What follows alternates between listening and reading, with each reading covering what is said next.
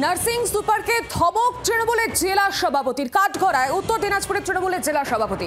চিকিৎসায় গাফিলতির জেরে রোগী মৃত্যুর অভিযোগ সামনে আসছে এবং হাসপাতালে যান কানাইয়ালাল আগরওয়াল এবং রোগী কল্যাণ সমিতির চেয়ারম্যান তিনি। এর পাশাপাশি অভিযোগ অস্বীকার কানাইয়ালালের। পুলিশ গিয়ে পরিস্থিতি নিয়ন্ত্রণে আনছে। চিকিৎসায় গাফিলতির অভিযোগে রোগী মৃত্যুর ঘটনা। নার্সিং সুপারকে ধমক দিচ্ছেন তৃণমূল নেতা, এমনই অভিযোগ সামনে আসছে। উত্তর দিনাজপুরের ঘটনা, তৃণমূল জেলা সভাপতির বিরুদ্ধে এই অভিযোগ। চিকিৎসায় গাফিলতির জেরে রোগী মৃত্যুর অভিযোগ। হাসপাতালে গিয়েছেন তিনি এবং রোগী কল্যাণ সমিতির চেয়ারপারসনও তিনি। নার্সিং সুপারকে ধমক তৃণমূলের জেলা সভাপতি। কাঠগড়ায় উত্তর দিনাজপুরের তৃণমূলের জেলা সভাপতি হাসপাতালে যান এবং সেখানে রোগী মৃত্যু নিয়ে তুমুল উত্তেজনা। চিকিৎসায় গাফিলতির অভিযোগ উঠছে। এর পাশাপাশি রোগী কল্যাণ সমিতির চেয়ারপারসন কানাইয়ালাল তিনি সম্পূর্ণভাবে এই অভিযোগ অস্বীকার করছেন। তবে পুলিশ গিয়েছেন, গিয়ে পরিস্থিতি নিয়ন্ত্রণে আনার চেষ্টা চালায়।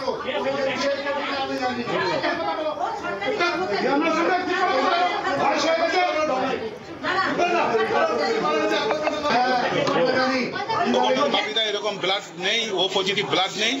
আপনি যদি একটা লোক জোগাড় করতে পারেন খুব ভালো হয়। আমরা ও পজিটিভ ব্লাড যখন জোগাড় করলাম, পরে ওই ছেলেটার কোনো রোগ ছিল, সে ব্লাডটা নিল না। পরে ওই হসপিটাল থেকে, ওই ব্লাড ব্যাংক থেকেই আবার ওনাকে ও পজিটিভ ব্লাডটা চালিয়ে এলো। তখন কোথা থেকে আসলো ও পজিটিভ ব্লাডটা? তারপরে চালানোর পরে তার প্রপার ট্রিটমেন্ট হয়নি। ডাক্তার বললে এসব ওষুধ চালালে আপনার পেশেন্ট ঠিক হয়ে যাবে, কিন্তু একটা ওষুধ চালায়নি। সিস্টাররা সবসময় এসি রুম এখন করে দিচ্ছে। এই এসি রুমের মধ্যে বসে এরা গল্প করতেছে, ভাইফোঁটার গল্প। আর এরা সব বাইরের নার্স। এই নার্সগুলো এখানকার মানুষের কদর বোঝে না, পেশেন্টকে মেরে দিচ্ছে। কোন পেশেন্টকে, আপনার এতগুলো বেডে লোক আছে, আপনারা শুনে নেন একটা পেশেন্টের কাছ থেকে তারা নার্সগুলো তারা ভালো ব্যবহার করছে কিনা। ওনাকে পরশুদিন সকাল 7টায় ভর্তি করা হয়েছিল। পরশুদিন ছিল, কালকে সকাল 10টার সময় নিয়ে যাওয়া হয়েছে। তারপরে রাত্রি 1টার সময় খুব বাড়াবাড়ি হয়েছে, আবার 1টার সময় আনা হয়েছে। 1টা থেকে নিয়ে এই পর্যন্ত ডাক্তার কেউ ঠিক মতো। ডাক্তার বলছে যে ওনার কোনো সিরিয়াস নেয়নি। যদি আমাদের বলতো সেরকম যে বাইরে নিয়ে চলে যাও, তাহলে আমরা নিয়ে যেতাম না। এখানে ফেলে একটা নার্স আসেনি এখানে। আমি এখানে 2-2.5 ঘন্টা থেকে বসে আছি। আমরা কতবার গেছি, কেউ আসেনি এখানে। মানুষটা ছটফট, ওদের কি চোখে পড়েনি? কি হয়েছিল, কি সমস্যা ছিল? আমরা তো সমস্যাটা, আমরা ডাক্তার দেখিয়েছি, আমরা তো ডাক্তার না যে আমরা তার সমস্যাটা বলতে পারবো। ডাক্তার রিপোর্ট দেখে ডাক্তার তো সমস্যা করবে। ডাক্তারদের নেগলিজেন্সির জন্য চলে গেল। কি চাইছেন এখন? কি চাইছি আমরা, কি চাবো? আমাদের তো মানুষই চলে গেছে।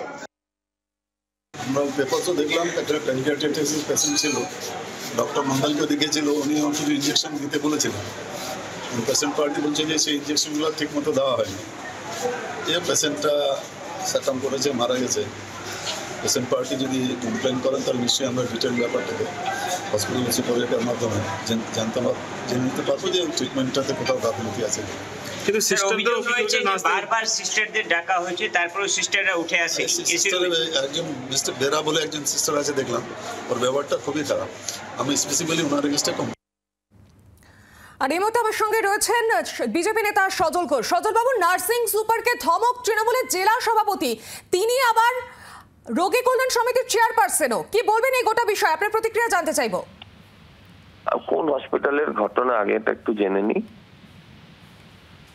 উত্তর দিনাজপুরের একটি হাসপাতালের ঘটনা।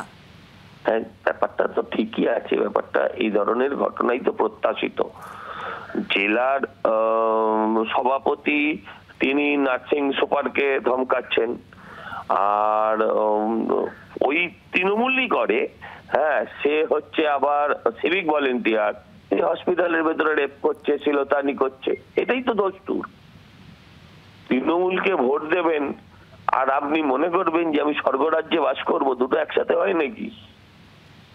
তৃণমূলকে ক্ষমতায় আনার ফল এটাই। তৃণমূল ক্ষমতায় এসে যা যা করা যায় সেটাই করছে। কোথাও গুন্ডামি করছে, কোথাও তোলাবাজি করছে, কোথাও রেপ করছে। এগুলো না করলে কোন ভদ্রলোকের সন্তান আজকের দিনে তৃণমূল করতে যাবে আপনি আমায় বোঝাবেন? আর যারা তৃণমূল করতে গেছে তারা তো এইগুলোর জন্যই গেছে, তাই তারা করছে।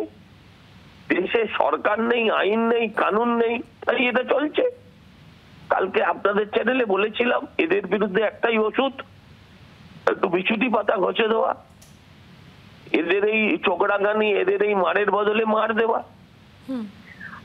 আপনারা তাতে অনেক শো করেছিলেন, কিন্তু এটাই বাস্তব। কারণ আইন আপনাকে প্রোটেকশন দেবে না। আইনের কাছে গেলে ওই নার্সিং সুপারের এগেনস্টে মামলা হয়ে যাবে, উনি উল্টে জেল খাটবেন। এই হচ্ছে আজকে রাজ্যের দস্তুর।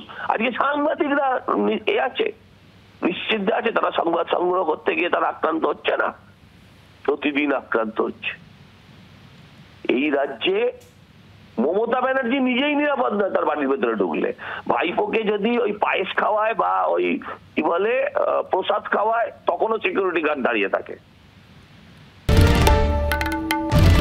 বাংলার আওয়াজ, বাঙালির আবেগ, জি 24 ঘন্টা।